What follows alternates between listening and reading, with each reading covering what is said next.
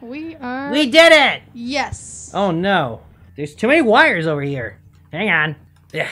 Get these wires out of here. Yeah. Yeah. I'm feeling pretty ready. Well, I still feel like I could be centered better. Hi! Hey, everybody. You fucked up the intro. Now I gotta do it again. I sure fucking did. Hi! Hi. It's me, Phil. And I'm Heather. Hi, Heather. Hi, guys. And we're doing another review in a car. This is This is a spacious car. Oh, wait. No, we're not. We're doing this way because the car thing was stupid and it didn't look very good.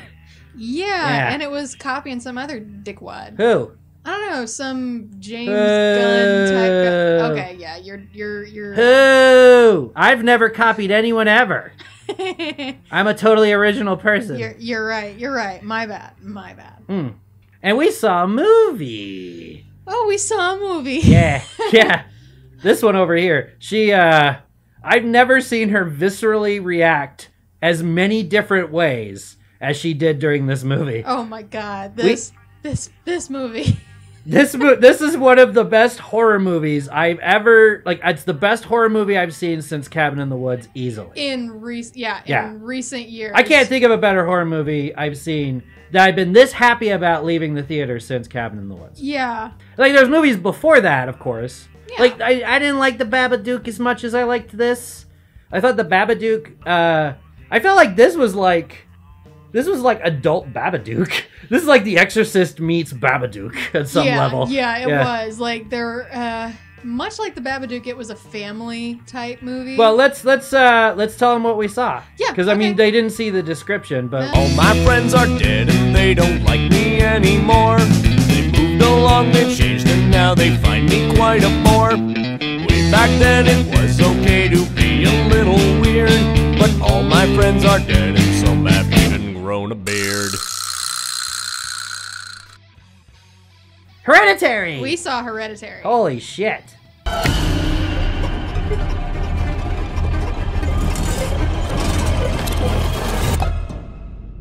We're not going to do spoilers right away, but we are going to do spoilers. So before spoilers, Hereditary is a horror movie in the vein of The Exorcist or Rosemary's Baby. One of those cool little, not necessarily possession movies and not necessarily a horror movie. It's actually quite unique.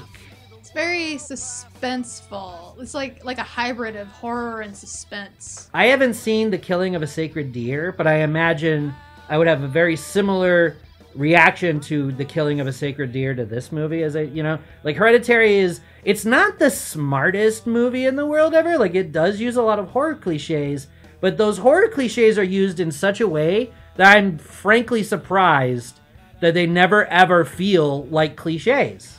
Yeah, definitely. I mean, there were hardly any jump scares, but they were totally earned.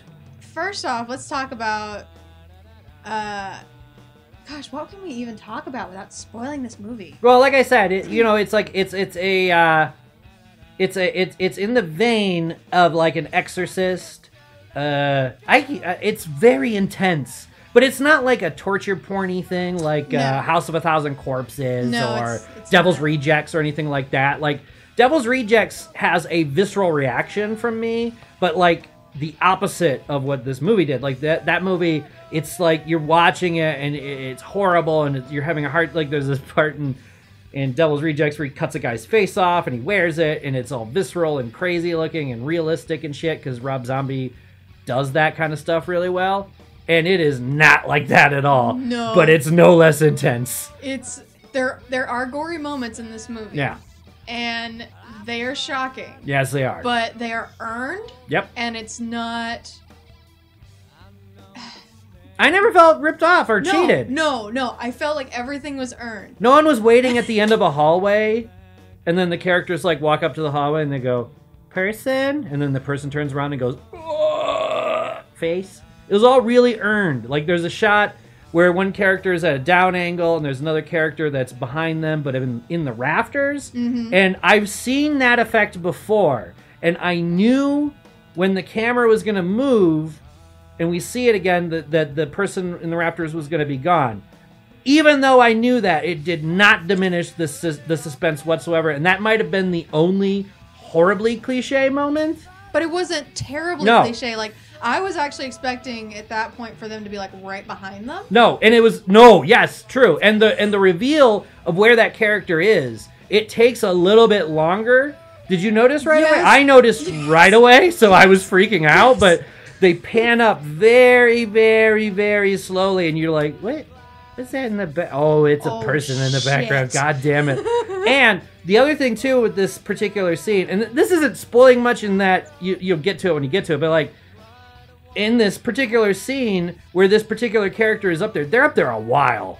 Like, it's not like they're up there and the audience has a chance to notice them and then they're suddenly gone. No. Like, it makes sense why the character leaves the rafters and then is in where the character ends up being. But that's more for spoilers. And the sound design. Sound design was so good. Oh my gosh. Oh my gosh. The sound design in this movie. I can't believe it. It should win an Oscar for sound design, and it absolutely will not. If it doesn't, I'm already called off the Oscars. Yeah. But I mean, but a horror movie won some Oscar stuff, so I mean, it's possible. But I mean, there's no social commentary in this one, really. I'm trying to think what else we could talk about before we get into spoilers. The actors are super good.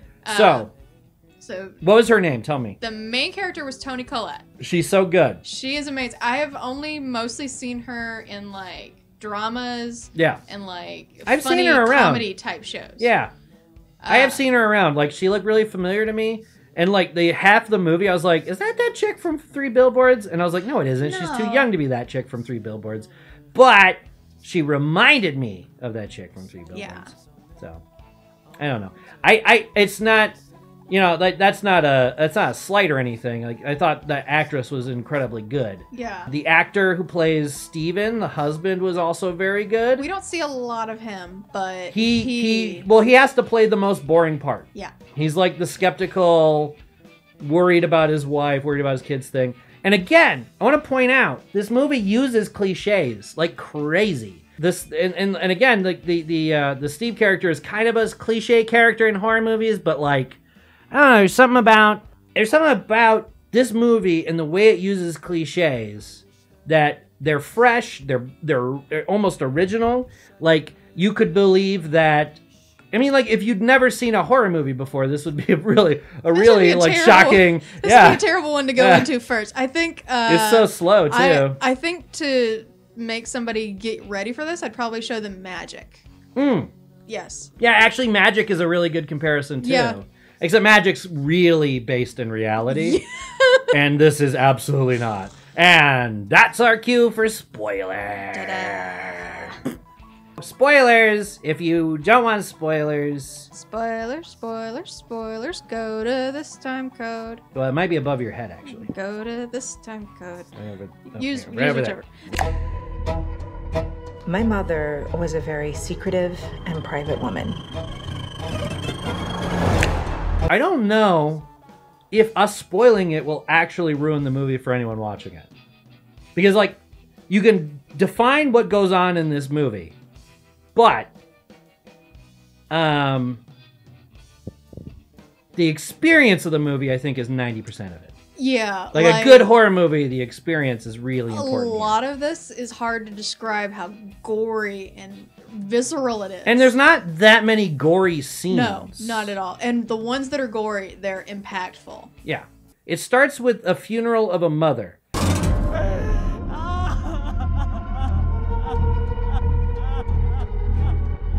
It's heartening to see so many strange new faces here today.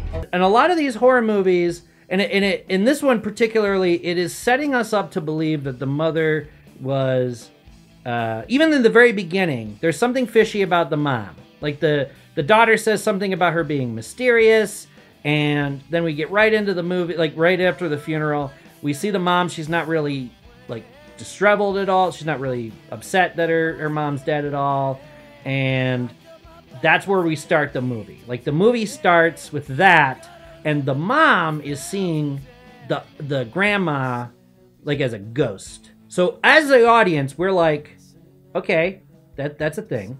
Early on, she goes to this support group And she barfs out all this information about how her schizophrenia runs in her family and all this. This is important because this is the seeds of doubt that the movie will play with through the rest of it, because the mom also sleepwalks and they tell stories about that. And so the whole movie, you're assuming maybe she's just crazy. Yeah. Who's gonna take care of me? You don't think I'm gonna take care of you? But when you die... There are 4 characters. There's 4 main characters and a 5th side character. Plus the mom is like an ever-presence thing, but she's not really a character. So there's the mom, there's the dad, there's the son Pete, and the daughter Charlie. Which is interesting. I just noticed that Charlie has a boy's name. Yeah, I feel like they should have. I don't think they should have explained it, but it seems like they wanted Charlie to be a boy. Like the grandma wanted her to be a boy. Well, no, they do explain it. I mean, I know they do explain it, but I mean, like, I guess they should have said like, "Oh, your grandma named you" or whatever. I don't think they needed that. Right. No, I mean, Charlie's it's a name that, well, her name is like Charlotte, but she goes by Charlie. Yeah. The movie goes on, you get the funeral happens, and we get a lot of backstory early on. Like the mom goes to the support group, and then she explains to the support group that her brother had schizophrenia and killed himself, and her dad died, who also had schizophrenia, and he died by starving himself.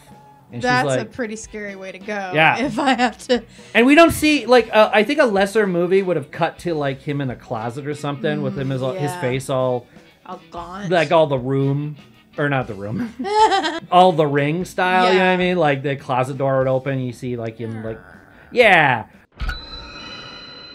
Like, there's a worse movie that would have thrown a scene like that in.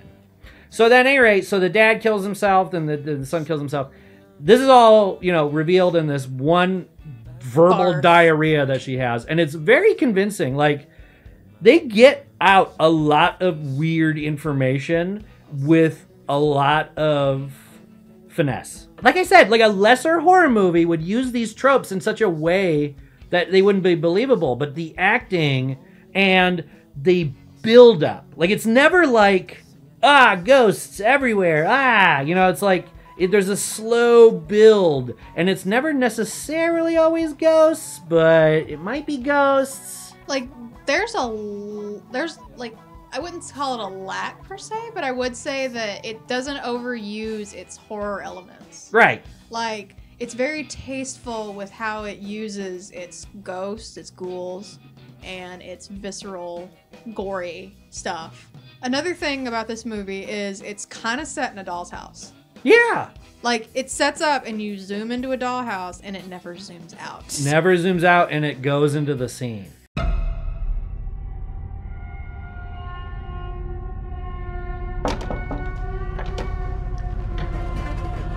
Come on, Peter. Let's just do it. Like, the mom creates miniatures. Mm-hmm. And her dealing with death through the miniatures is creepy. That could have been its own movie. It could have. Like, I would have watched just her going crazy and making increasingly crazy dioramas the entire movie.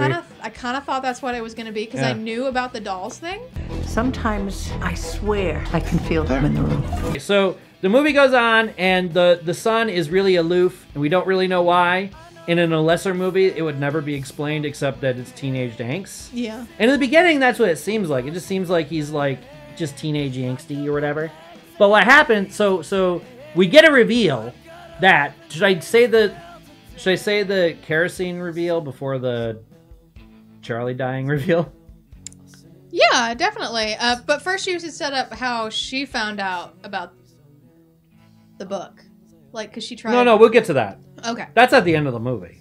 So anyway, so before, like, towards the end of the movie, and I'm kind of getting these backstory info dumps out of the way first, because it helps, especially if you see this movie. It's actually not a bad idea to have some of these things in the back of your head, or if you're going to see it again, these are the things you want to think about. Yeah. She has a conversation. I couldn't remember if it was Joan or somebody else, but she has a conversation with Joan. She talks about how she had a sleepwalking fit where she had poured kerosene all over Charlie and kerosene all over Pete when they were living in the same room, and they must have been younger. They must have been a lot younger. Yeah. Because, like, it's implied that Pete never got over it. Yeah, it was actually paint thinner, but It's paint thinner, that's right. Yeah. Holy shit, they figured out a new sound to be scary. Oh my god, they did. I initially associated that sound with Shrek 2, where Donkey does the... Oh, yeah. Yeah. But she has, like, Tourette's or something, and that's like her Tourette's She fully tick. has Tourette's and sort of like OCD of some sort. Well, technically she has... The autism. No, technically she has the... There's a demon in my body, and it wishes it was a boy. Yeah. This movie does obfuscate the supernatural stuff with mental illness. Yes. I think some of the best horror movies do that. Like, even if there is a supernatural element, they bait and switch the idea where there might be a mental illness or something. And that's always really good, especially like, what was the... Evil Dead. The Evil Dead remake. Yes. Was like that, which she's like dealing with withdrawal. So that's actually a movie I do want to revisit. I haven't seen it in a long time. The new one or like all of them? The new one. I've seen the old ones a million times. And this movie is better than it, obviously. But like, I don't know. There's something about. What am I trying to say? There's the pretending it's some kind of mental illness that turns out to be some demon named, what was his name? Payman? Yeah, Payman. Autistic girl. She makes weird toys, like her mom. Yeah, she kind of, she's making like these weird dolls out of trash. Yeah. And like found parts, like she uses the head of a pigeon that died. Did you notice the last thing she draws before she dies is that pigeon with a crown on it? Well, yeah, and then the end of the movie. Yeah, it's her brother, yeah. That was fucked up. There's some like bringing back Evil Dead. Evil Dead has some really interesting self-harm moments, but they go way over the top with the self-harm. Like she like cuts her tongue out, and then there's another girl that she has to cut her arm off and stuff, but it's like way over the top, self-inflicted violence. This? No. This happens, it's the only time that, well no, there's a bunch of self-inflicted injuries in this, but they don't, like one is a plot device to get Pete out of the situation for a minute. The other one is, of course, after the mom's totally possessed. Yeah. And she does two horrible things to herself. And that, but we're getting way out of ourselves. Ha! Yes. Ahead of ourselves. Ah. Pete takes Charlie to a grown-up teenage type party. Yeah. It's established early on that she's allergic to peanuts. Or like nuts in general. Nuts in general.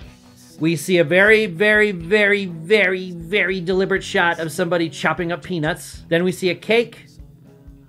Pete wants to go fuck a girl / smoke weed with a girl. So he goes over to this other room. He talks to this girl. Charlie, she draws a lot. And then the love interest, who is barely in this, thank goodness. God, like I was worried they're gonna add her to just ring up the body count a little bit, but this movie's a little bit too smart for that kind of thing. They keep it in the family. Yeah. At any rate, for most part, I don't know if you count cultists as family, but they're kind of family. Hey, when you're here, you're family. Never raise your voice at me. I am your mother. Raise your house. Mom, what's happening? Make it stop. Make it stop. I just don't want to put any more stickers in. So Charlie's with this party. She eats nuts. In a cake. She starts she can't breathe. And then all hell breaks loose. Pete puts her in the car. He's trying to get to the hospital as quick as he can because for whatever dumb reason, they never bring an EpiPen with them. Yeah. Which they also established, by the way.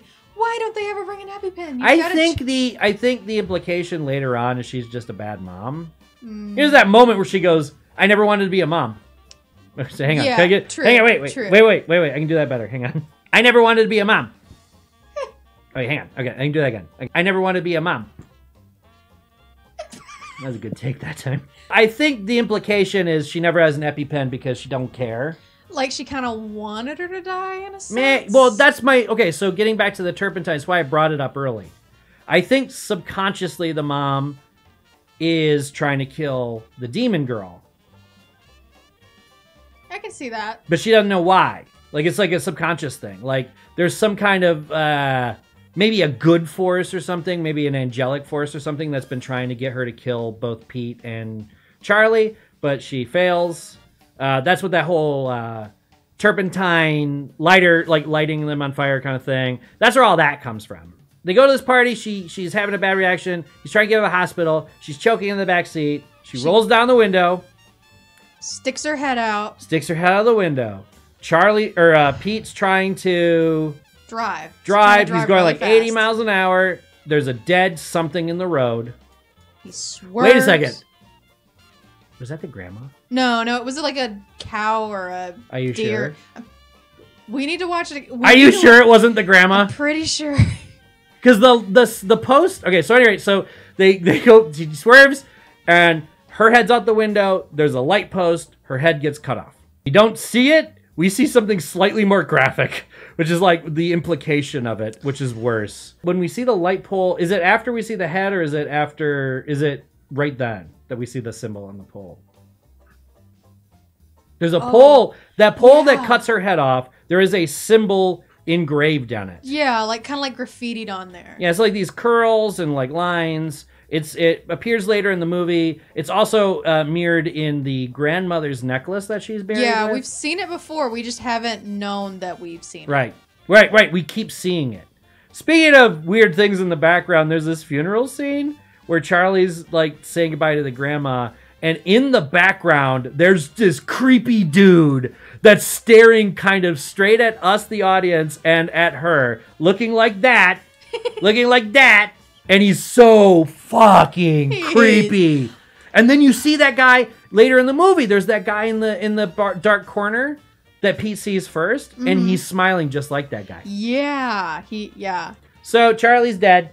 And the mom loses her shit because, she doesn't really want to kill her kids, obviously. But there's like this subconscious thing in her head. It was very shocking because Pete, he just drives home. He parks the car. Like, he's obviously in shock. Yeah, he's in shock. And he just parks the car and he goes up to sleep. He leaves it like he trashed her car or something. Like, he didn't tell her or anything. Yeah. It was the most realistic It was honestly the most realistic depiction of a teen dealing with a death I've seen in a long time. Definitely. Like, you're high. Not saying that excuses what he did. No. But you're be shocked. Yeah. And then, you don't know, hey, go to the hospital because, he knows, hey, there's nothing they can do for her. Right. And he doesn't even go to get her head. No. Like, he doesn't even check on her. Like, he knows that something bad, but that moment of acting was so good. The acting in this is like top notch. I don't think this movie makes it without the acting. No, like, these actors really sell this kind of thing because as the movie goes, it gets crazy. Oh my god, the crazy in this fucking movie. And like, supernatural movies never get me like this. Not since like The Ring. And The Ring is hokey. I mean, yeah. I could watch this movie again. The Ring, like, I watched it the second time, and I was like, oh, these are jump scares. Like, this movie relies on jump scares. This movie does not rely on jump scares. It's slow. It's plotting. It's thinking. Slow burn. Yeah. So as the movie goes, the mom is going crazy. Understandably. She makes a diorama of her daughter's dead body inside of a car with the son driving and the pole, and she's like painting in the blood all intricately when her husband walks in, who's very concerned that she's having a mental break, which makes sense because it's hereditary for her family to have mental illness. Yes. Yada yada. It's she's dealing with it. She meets this girl named Joanne. Joanne goes Joan, I think. Joan. Because it's Joni on her thing, but I keep reading it in my brain Joanne for no reason. Yeah. Joan. So Joan meets her outside of a support group that she kind of lies to her family that she's going to. So she lies to her family that she's going to a movie, but she's not really going to a movie. She's going to the support group. She doesn't want to admit she's got a problem. Blah. Then Joanne shows up. And Joanne goes, if you never need someone to talk to, here's my number. And then she gets the number and they have a nice talk and it's all good. And you kind of think, to me, I actually started to think this movie was going in a direction where it was more like the horrors of reality. Yeah. And the horrors of mental illness or something. Like, it was really grounded still. And then the seance happened. The seance was definitely the turning point. Yeah. They sort of foreshadowed it Yep. because there was the mail slot. There's a mail slot And- where there's a seance. And I think the idea was for her to go to that seance before, you know what I mean? Yeah. Yeah. And that didn't work, so they used Joanne as the way to get her to do the seance. She was like frantically explaining the seance. Yeah. And then right away it cuts to Joan's house. And she's just like, oh, you gotta believe me. And Annie is like, oh, yeah, sure, Joan. Yeah, whatever. And they do this thing. And it's a fucking real It's the spirit. best seance It scene is. I've ever seen. It is. I mean, Drag Me to Hell has a fun seance scene where the goat and the floating It's and the silly. This is not silly. No, this is got creepy. intense. This is creepy. Annie's like legitimately freaking out. Joanne's trying to calm her down. Like, oh, no, it's my grandson. I reacted the same way. I reacted the same way. Liar, lady. Yeah. You know who she reminded me of? And I know it's a different actress, but you know who she reminded me of? Who? The bad lady from Bride's or Handmaid's Tale. Yeah. The girl that trains the. Now she was another, one of these actors that have been in horror movies. Oh, and I've seen her before. Yeah, I've seen her before. But it's not her, but she reminds me of her. Yeah, but no, I picked her out immediately when in the support clip. I was like, oh shit, look. Oh, yeah. And I noticed her right away because she's good. She is amazing. Yeah. We praise the actors in this movie. It is. The material's ridiculous. Oh. Like literally, here I go. I'm gonna ABCD the fucking actual plot of this movie. Okay, Annie's mom, the grandma, is a cult leader who is ushering one of the 8 demons of hell named Payman. Mm-hmm. Payman comes into this world, but it's in the wrong body. It's in the body of Charlie. He's supposed to come in the body of Pete, the older brother. But he didn't show up on Pete, showed up on Charlie. Now, during the movie, she talks about Annie, the mom, talks all about how the grandma breastfed Charlie. I don't know if they said breastfeed. No, that miniature, remember? There's a miniature right. that she makes later where it's her trying to breastfeed Charlie and the grandma's got her tit out to feed the baby. Right. It's weird and creepy, and it tells exactly, she explains that. You know you were her favorite, right? Even when you were a little baby, she wouldn't let me feed you because she needed to feed you. And you think in your brain a bottle. No. A titty. Yeah. So it's creepy as shit. That's weird. Ugh. And you don't realize it until you see the...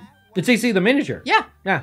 That's good storytelling. Because, you're like, oh, it could mean almost anything. It could mean the breastfeeding thing, but, So anyway, so the grandma gets the demon successfully into Charlie, which is why she loves Charlie and spends all this time with Charlie. When grandma dies, Charlie's interested, she's sad about grandma being dead. So what happens is, and also, can I point out something? There's no voiceovers for the reading. No. They make you read. They do. It's so funny. And there's a lot of reading in this. They give you enough time to read everything. Oh, yeah. But, except for, a couple of things. I barely got to the end of the spiritualism page, but I think that was the point. Yeah, I think so. It's a trickster god is what it says. Something about a trickster god. And I was like, okay, I'm getting an idea what's going on.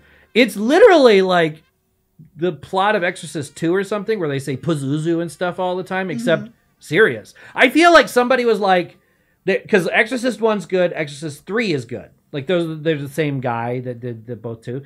But Exorcist 2 is really bad, and part of it is because they kept saying the goddamn demon's name, Pazuzu. Not a scary name, guys. No. Payman's not much better, but at least you hear it twice. Yeah, you don't hear it 50 times. Maybe once or twice. Maybe a handful. And it's at the same time, at the end of the movie. Yes. It's worth it, too. And it's with all this demon stuff going on, the movie, especially the beginning, does not feel like it's gonna go that far kooky. Yeah, if you did not know this was a horror movie, you just thought, oh, this is going to be an extreme family drama Yeah. with mental illness. Yeah.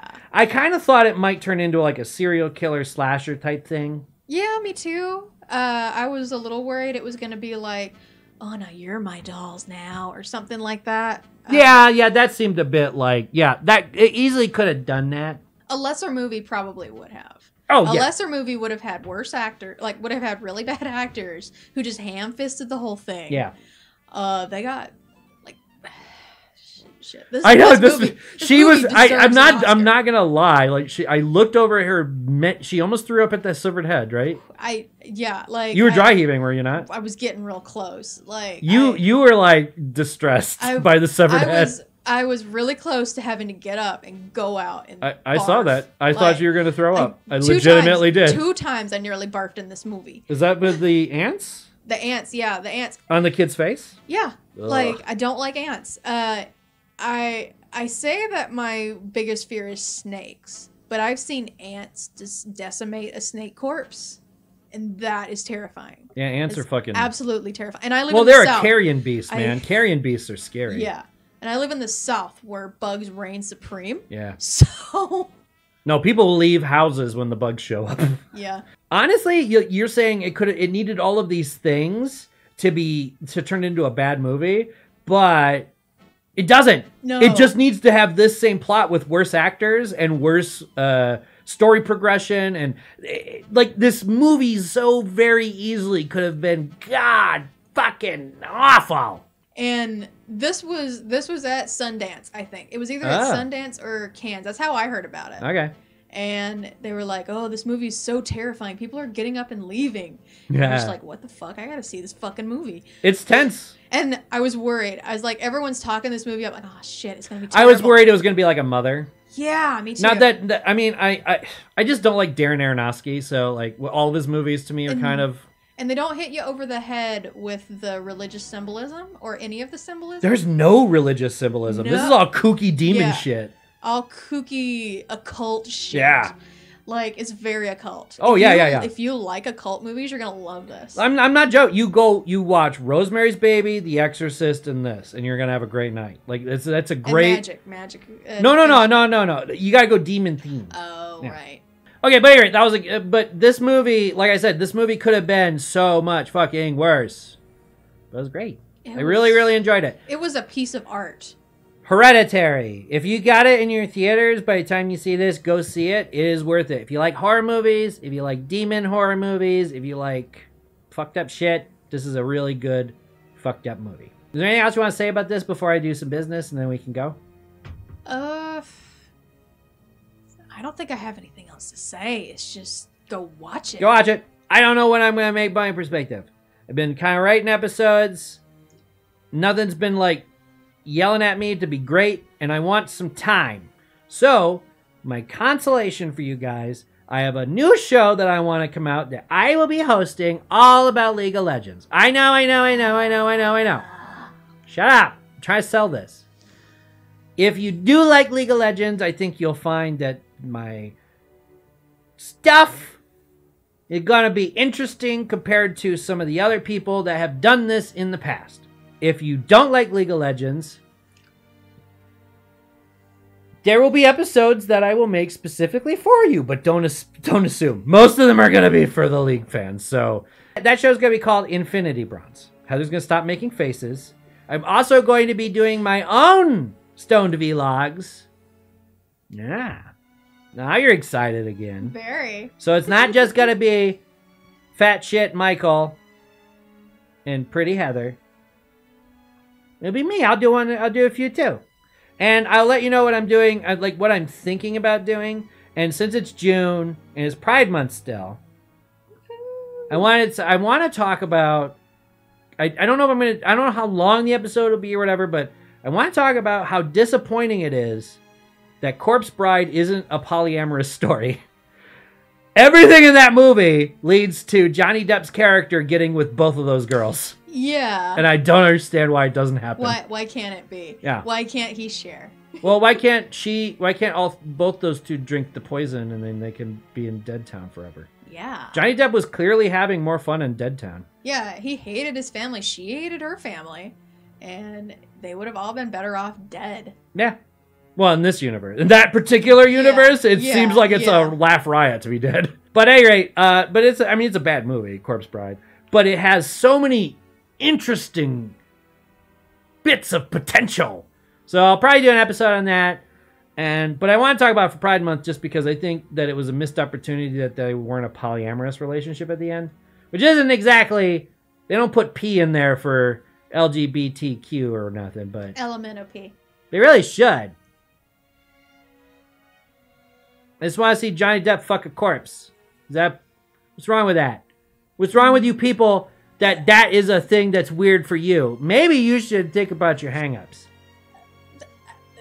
At any rate, gotta go set up a convoluted ritual for my elder god friend Payman, since this movie laid it out so easily for me. And, well, you're fine, Heather. He wants a male body. Oh, wait a minute. So if you've got a male body that you aren't using, send it to P.O. Box, bop, bop, bop, fuck my butt. No. Oh, I bet they want to know why I'm blue with 4 eyes and horns now, huh? It's a lifestyle choice. Bye! Mo Bovine.